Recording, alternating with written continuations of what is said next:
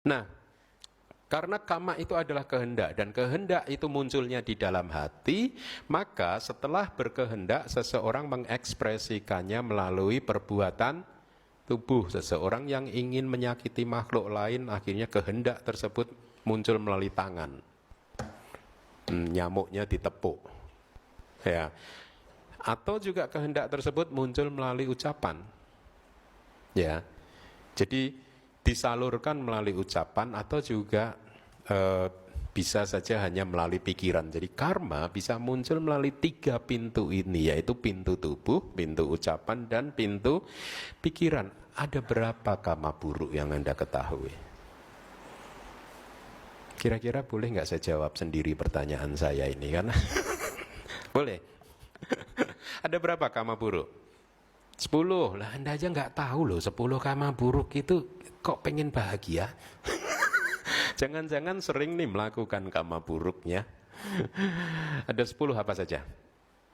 Dibagi menjadi karma buruk yang melalui tubuh, melalui ucapan, dan juga melalui pikiran. Yang melalui tubuh ada 3, yaitu apa? Membunuh, mencuri, dan berzina. Yang melalui pikiran apa? Berbohong, memfitnah, berkata-kata kasar, dan bergunjing. Lihat, bergunjing itu apa sih? Menceritakan keburukan orang lain. Kalau memfitnah apa? Menjelekkan orang lain yang tanpa fakta. Beda kan? Jadi melalui ucapan, berbohong, memfitnah, kata-kata kasar, dan 4 kan? Yang keempat, bergunjing. Di salah satu sutta Buddha mengatakan, apa sih ciri seseorang bisa disebut sebagai manusia baik, atau apa itu ciri manusia yang jelek? Dan Buddha mengatakan, ciri manusia baik ya, Sappurisa Sutta. Seseorang yang baik itu cirinya seperti ini.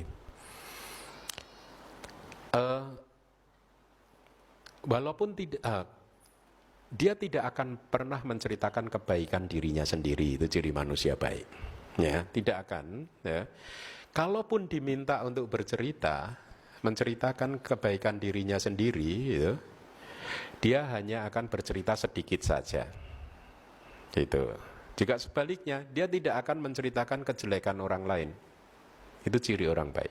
Kalau diminta untuk bercerita, dipaksa untuk bercerita, dia hanya sedikit saja menceritakan kejelekan orang lain. Itu ciri orang yang baik. Ciri orang yang tidak baik apa? Kebalikannya. Walaupun tidak ada yang minta, dia udah ngomong yang jelek tentang orang lain gitu. Apalagi diminta, ya kan? Makin ditambahi berkembang biak, ditambah-tambahin. Jadi lihatlah, karma melalui ucapan pun ya, kalau kita tidak memahami maka kita akan sering jatuh dalam memfitnah seseorang, mempergunjingkan seseorang, dan hati-hati. Karma ini, karma buruk ini, kalau dia berbuah dengan memunculkan kelahiran, dia tidak akan pernah bisa memunculkan kelahiran untuk terlahir sebagai manusia, dewa, atau bahkan Brahma.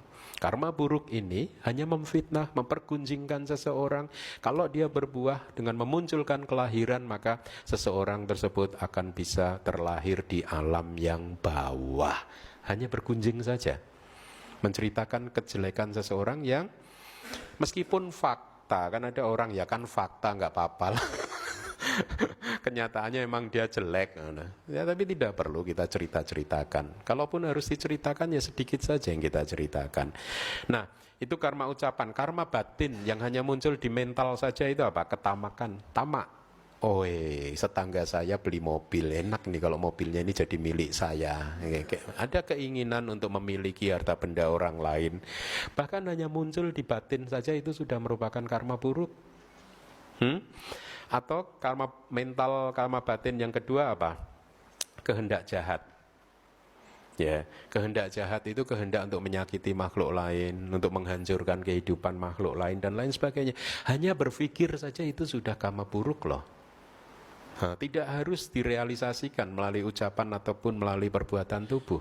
Dan yang ketiga adalah pandangan salah, pandangan yang tidak mengakui bekerjanya hukum karma.